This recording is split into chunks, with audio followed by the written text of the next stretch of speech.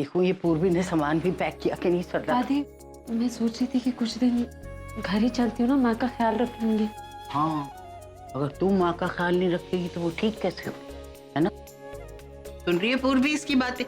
पक्की ससुराल वाली हो गई, उन्हीं के रंग में रंग गई। तुझे क्या लगता है मैं सरला का ख्याल नहीं रख सकती? नहीं दादी ऐसा नहीं है, मैं सिर्फ ये कह रही थी कि हाँ, तू तो सिर्फ ये कह रही थी कि जितनी फिक्र तुझे है सरला की उतनी किसी को नहीं। देख प्रज्ञा, इस वक्त अगर तू अपनी माँ के बारे में सोचेगी तो सही नहीं हो।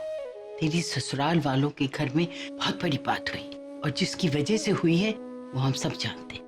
तो बेटे, ऐसे वक्त अगर तू ससुराल छोड़कर मायके में माँ की देखभाल के लिए आ जाएगी तो लोग क्या सोचेंगे? ये तो कितनी खुदगर्ज है। और वैसे भी देखना, अभी ने सरला को समझा दिया ना कि अब तेरे उसके बीच में सब कुछ ठीक है। और ये बात सुनकर तो सरला अपने आप ही ठीक हो जाएगी। हाँ, और तू घर आती रही हो मिलने के लिए, वैसे भी हम कौन सा लंदन रहते हैं, तू पेरिस।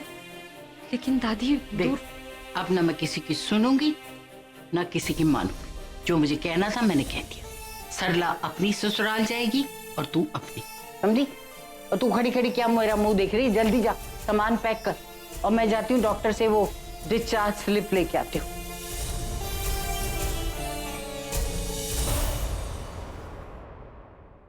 साहब, कोई साहब आए थे और आपके लिए ब्रीफ केस देकर गए। ओह, मिस्टर सिंघानिया भिजवाए हैं।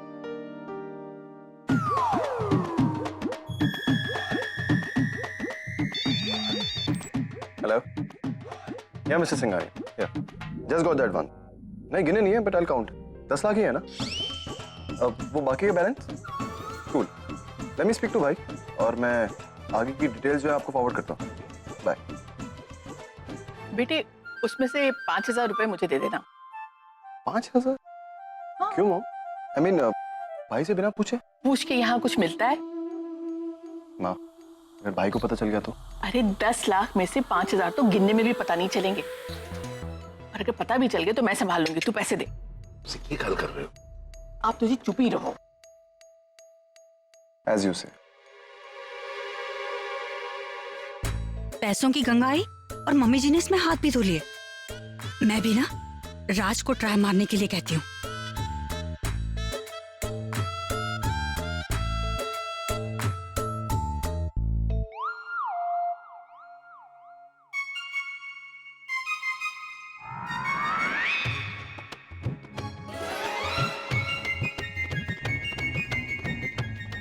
भाभी, मेरा फोन। सॉरी। अच्छा, मैं शाम को लेट आऊंगा, एक साइट पे जाना है। See you भाई। मम्मी जी, वो मुझे 500 रुपयों की जरूरत है, तो आप मुझे देंगी? शक्ल देखी है अपनी? 100 रुपए की शक्ल नहीं है तेरी और चाहिए तुझे 500 रुपए? ये क्या पैसे क्या पेड़ पे लगते हैं कि तुझे एक तोड़ दूं और दे दूं? वैसे भी फालतू लोगों के लिए मेरे पास फालतू पैसे नहीं है। और तुझे अगर पैसे चाहिए तो अपने पति से मांग या अपने मायके से लेकर आ। देख लिया अपनी आंखों से, हो गया यकीन, अभी भी कुछ डाउट्स बाकी। बुलबुल, मैंने कहा था तुमसे, समझाया था तुम्हें कि वो लोग क्या चाहते हैं, पर तुम, और अगर आज मैं यहाँ नहीं होता ना तो ये आलिया तुम्हें जान से मार देती, तुम्हें छोड़ती ना। जिस लड़की की आंखों में तुम्हारे लिए सबसे ज्यादा नफरत है, तुम मुझसे अकेले मिलने का सोच भी कैसे सकती हो? What is wrong with you? मेरे से अच्छा अभी और आलिया को कोई नहीं जानता, और ये भी कि वो कभी नहीं बदल सकती। इसलिए मैं तुम्हें वहां जाने से रोक रहा था, पर तुम सुनती कहाँ हो? अब चुप क्यों हो? बोलो कुछ। क्या बोलूं मैं पूरब? अगर किसी लड़की की शादी वाले दिन शादी टूट जाती है ना तो थोड़ा ओवर रिएक्ट करेगी पूरब। Over react? सीरियसली? बुलबुल, वो तुम्हें जान से मारना चाहती थी, तुम उसे ओवर रिएक्ट कहती हो? वो नॉर्मल लड़की नहीं है, शी इज क्रेजी। वो गुस्से में होती है, कुछ भी कर बैठती है। और तुम्हें क्या लगता है वो मुझसे शादी क्यों करना चाहती थी? क्योंकि वो मुझसे प्यार करती है? नो, इज्जत थी उसकी बुलबुल, उससे हार बर्दाश्त नहीं होती, तभी वो मुझसे शादी करना चाहती। अब तुम ही बताओ, जो लड़की मुझे पाने के लिए कुछ भी कर सकती है, वो अपनी हार पे क्या करेगी? पूरब, वो क्रेजी है, वो हाइपर है, उससे हमें क्या? उसके ऐसे होने का मतलब ये तो नहीं है ना कि हम भी बदल जाए। अगर वो गलत करे तो हम भी गलत करेंगे। हम कुछ गलत नहीं कर रहे, हम एक दूसरे से प्यार करते हैं। हमारी सोसाइटी, हमारा लॉ हमें एक दूसरे से शादी करने की परमिशन देता है बुलबुल। इसलिए कह रहा हूं, एक बार हम शादी कर लेना तो सब ठीक हो जाए। एक बार आलिया को दिखेगा ना कि मेरी शादी हो गई तो उसके दिमाग पर से मेरे को प्राणे का फितूर भी उतर जाए। Just trust me। वो सब मुझे नहीं पता पूरब, मैं बस इतना जानती हूँ कि मेरी माँ की हालत बहुत खराब है, मुझे उनसे मिलना है, मुझे प्लीज घर छोड़ दो पूरब, मैं कुछ नहीं जानती, please drop me home right now. Okay.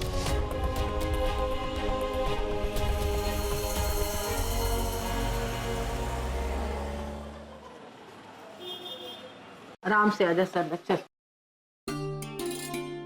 चल सरला आराम से।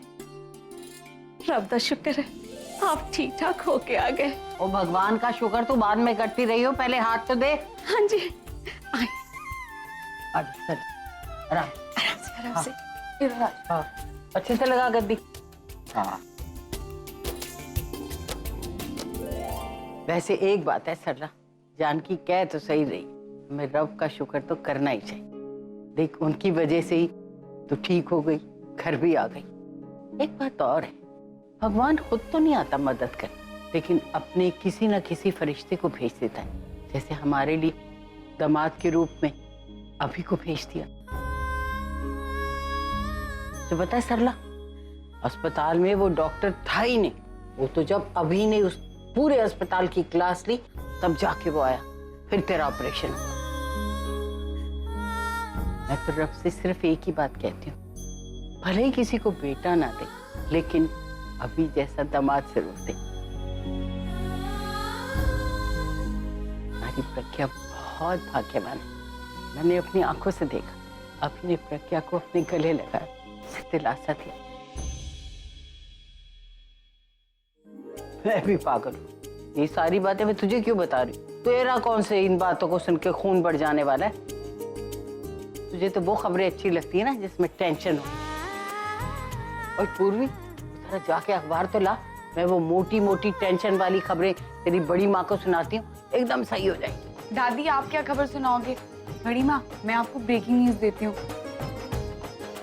आपको पता है मैंने ना लाइफ में पहली बार दादी को रोते हुए देखा है, आपके लिए।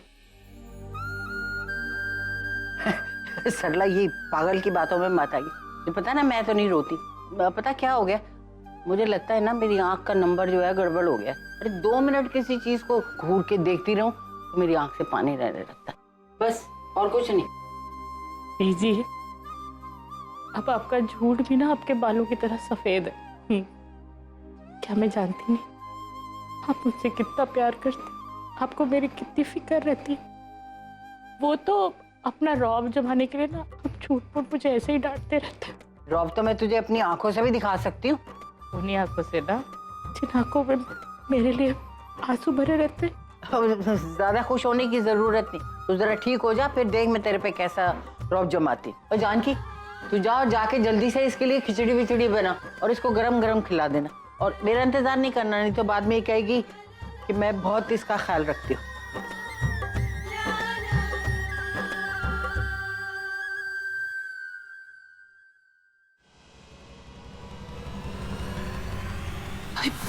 ने मुझे थप्पड़ मारा है भाई। भाई मैं अंदर जाने, मुझे उसकी माँ से बात करनी है भाई, मुझे बहुत जरूरत बात करनी है। तुम ऐसा कुछ नहीं करोगी, अंदर सब लोग हैं, अगर तुम्हें इस तरह गुस्से में देखेंगे जो मरता है मरने दो, मुझे कोई फर्क नहीं पड़ता।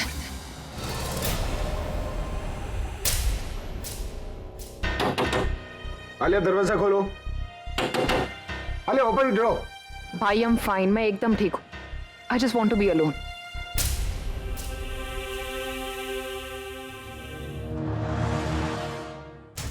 तुझसे अच्छी बहू तो कोई हो ही नहीं सकती। ये हमारी खुशकिस्मती है कि ये हमारे घर की बहू है।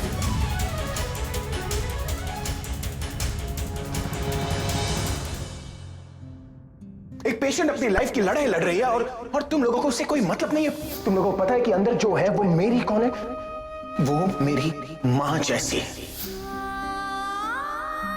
अगर ये मुझे आपका बेटा मानती ना तो मुझे बताए बिना आपको यहाँ नहीं लाती। एक ऐसे हॉस्पिटल में जहाँ ना अच्छे डॉक्टर्स और ना एडवांस फैसिलिटीज। अगर आपके इलाज में कोई भी कमी रह जाती ना आंटी जी, तो मैं खुद को माफ नहीं कर पाता। सच मानो बेटा, जब तक आप और प्रज्ञा साथ खुश मुझे कुछ नहीं होगा। दादी बिल्कुल ठीक कह रही है, आपको हमारे घर में कोई प्रॉब्लम नहीं होगी।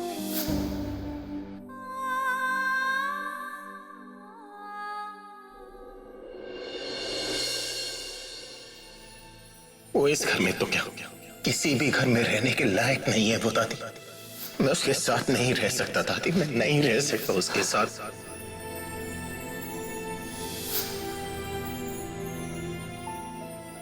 सॉरी कम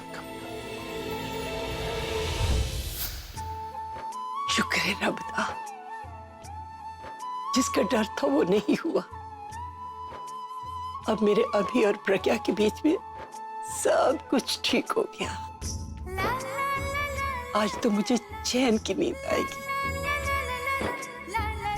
हे सच्चे बादशाह, मेरे बच्चों पर ऐसे ही अपनी मेहर बनाए रखना। सतनाम वाहिगुरु वाहिगुरु।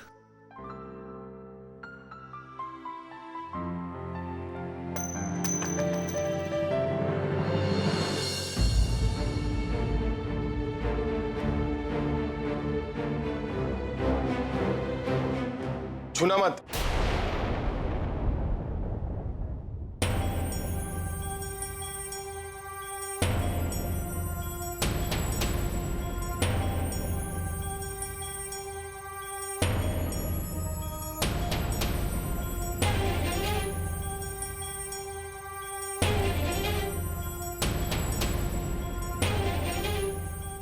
खबरदार, अगर मेरी किसी भी चीज को हाथ लगाने की कोशिश भी की तो।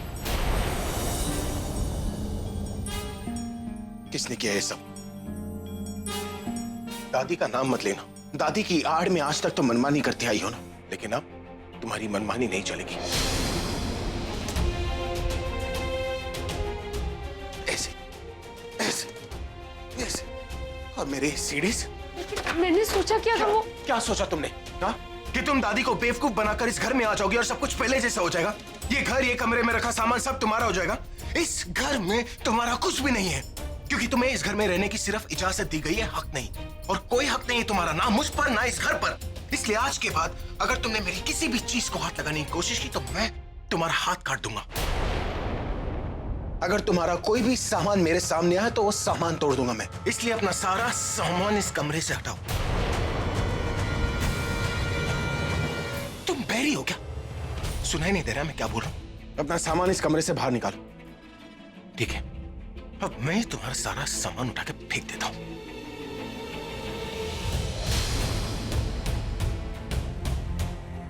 इन कपड़ों के लिए मेरे कमरे में कोई जगह नहीं है। निकाल के फेंक दो इन सबको। ये क्यों फेंक रहे हैं आप? इनका क्या कसूर है? कसूर है इनका। इनका ये कसूर है कि ये सब तुम्हारा है। और सबसे ज्यादा नफरत मुझे तुम्हारी ये शक्ल से, क्योंकि तुम्हारी शक्ल को देखकर मेरा दुनिया पर से भरोसा उठ जाता है। ऐसे लगता है कि दुनिया में कोई सच नहीं है। अरे झूठी हो तुम, झूठी है तुम्हारी बहन, और झूठा है वो पूरब जिसने तुम दोनों के लिए मेरी दोस्ती और मेरी बहन को। तुम्हें इस कमरे में रखना मेरी मजबूरी है, लेकिन तुम्हें ना देखना मेरी मजबूरी नहीं। इसलिए अपना सारा सामान उठाओ और किसी कोने में रख दो, और मुझे अपनी शक्ल भी मत दिखाना।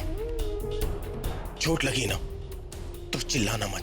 अगर दर्द हो ना तो आंसू मत गिराना। अगर आंसू गिरे भी ना तो उसे फर्श पर मत गिरने देना, क्योंकि मुझे इस घर में तुम्हारा एहसास भी नहीं चाहिए। और अगर तुम ये सब नहीं कर सकती ना तो फिर मैं हर पल तुम्हें अपनी नफरत का एहसास दिलाता रहूंगा। और इस बार मैं तुम्हें ऐसी तकलीफ दूंगा ना कि तुम खुद अपना हर दर्द भूल जाओगी। अपना सामान उठाओ और निकल लो यहां से, क्योंकि आज अभी इसी वक्त के बाद तुम मेरे लिए हुई नहीं।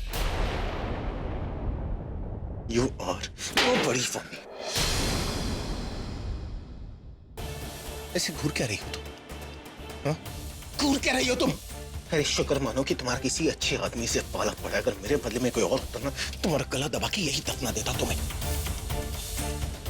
तुमने मेरी शराफत का फायदा उठाया ना, इसलिए आज के बाद तुम मेरी शराफत नहीं, सिर्फ और सिर्फ नफरत देखोगी।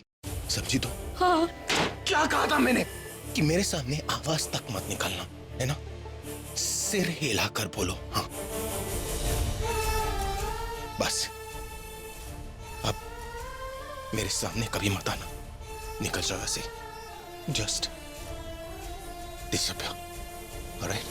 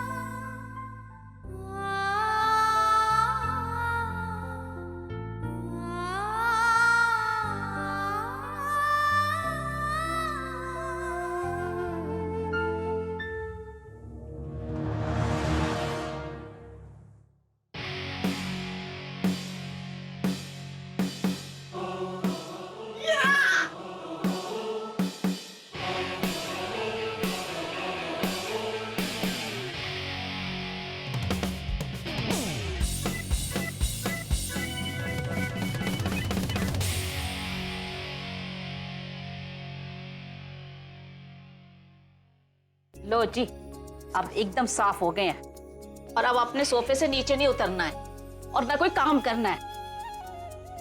चलो सूप भी पी ले। बीजी, अगर ऐसे आपने मुझे कोई काम नहीं करने देना और बैठे बैठे मैंने खाना है ना, तो मेरा वजन वैसे ही बढ़ जाएगा। और तुझे अपने आप खाना खाने देते हैं, ये क्या कम काम है? और फिर थोड़े दिन की तो बात है, उसके बाद तो मैं जानकी को देने वाली हूँ छुट्टी। तू जी भर के जितना काम करना है कर ले। जानकी को छुट्टी क्यों? अरे वो इंसान नहीं, उसको छुट्टी नहीं चाहिए। कभी जी करता होगा कहीं बाहर घूम के आऊं, देखूं, भालूं। मुझे नहीं चाहिए कोई छुट्टी वुट्टी। कहाँ भेज रहे हो मुझे? कौन है मेरा? किसके पास जाना है मुझे? मैंने यहीं पे रहना है। हाँ, यहीं पे रहना है। जानकी, तुझे बीच में बोलने की ना बहुत बुरी आदत है, समझती नहीं है बात। अरे मैं तो ये देख रही थी इसको टेंशन लेना इसने छोड़ा है कि नहीं छोड़ा है, तो तूने बीच में बोल के ना सब गड़बड़ करा। गलती हो गई। गलती हो गई।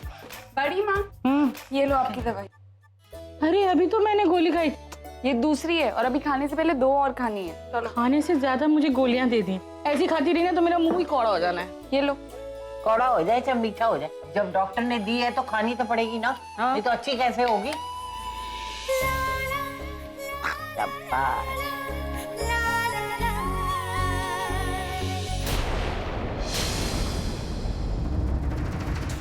ले, शाबाश बेटा।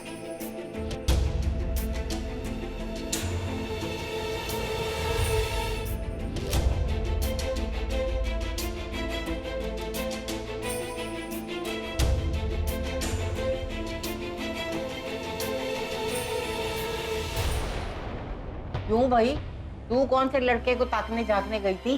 दादी, आप भी कुछ भी बोल रहे हो। वो मुझे लगा कि बुलबुल आई है इसलिए मैं उसको देखने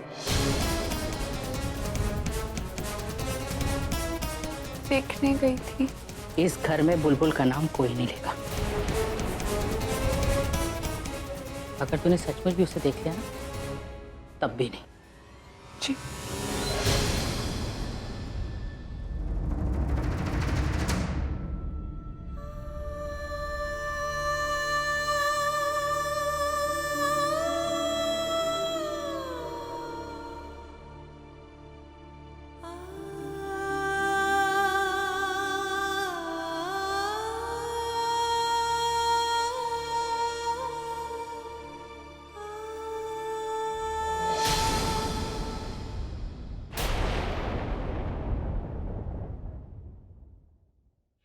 वो आंटी जी कैसी हैं? वो एक्चुअली मैंने हॉस्पिटल फ़ोन किया था तो पता चला कि उन्हें डिस्चार्ज कर लिया गया है। चलो अच्छा है कि वो घर आ गए। मैं समझ सकता हूँ तो कि तुम लोगों पर क्या बीत रही होगी। काश कि मैं पहले जैसे तुम लोगों की मदद कर पाता, पर ना ही वैसा टाइम है और ना ही आंटी जी की सेहत। और इसीलिए वजह से मैं तुम लोगों के घर नहीं आता हूँ, क्योंकि मैं नहीं चाहता हूँ कि आंटी जी मुझे देखें और खामखा स्ट्रेस लें। देखो, प्रज्ञा घर पे नहीं है तो तुम्हें ही आंटी जी का ख्याल रखना पड़ेगा। कोशिश करनी पड़ेगी कि उन्हें कोई स्ट्रेस ना हो, क्योंकि भगवान न करे जो दूसरा अटैक होता है ना, वो पहले से ज़्यादा सीरियस हो सकता है। उन्हें टाइम पे खाना देना, दवाइयाँ देना, और सबसे अहम बात बुलबुल कि उन्हें खुश रखना, क्योंकि जब वो खुश रहेंगी। सॉरी, मैं तो भूले जा रहा हूँ। अच्छा मैं चलता हूँ, वो बच्चों के लिए दवाइयाँ भी नहीं। पराए लोगों को मेरी माँ की इतनी फिक्र है और एक मैं हूं जिसने उनके बारे में एक बार भी नहीं सोचा।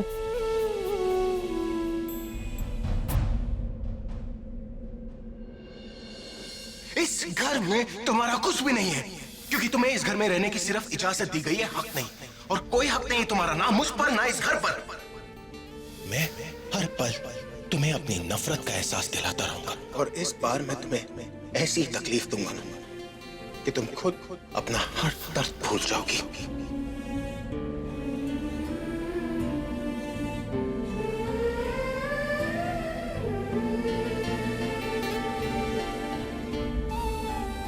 ये कैसी दुनिया है जहां इंसान और उसके बनाए रिश्तों की कोई कदर ही नहीं है, जहां इंसानियत से बड़ी इंसान की ईगो है, जहां बातें दूसरों के दिमाग से सोची जाती है, सच को दूसरों की आंखों से देखा जाता है और फिर ऐसा फैसला ले लिया जाता है जहां सिर्फ बेकसूर को सजा मिलती है। मुझे क्यों मिली ऐसी दुनिया जहां इंसानों से रिश्ते निभाना तो दूर, जिंदगी से रिश्ता निभा पाना मुश्किल हो गया है।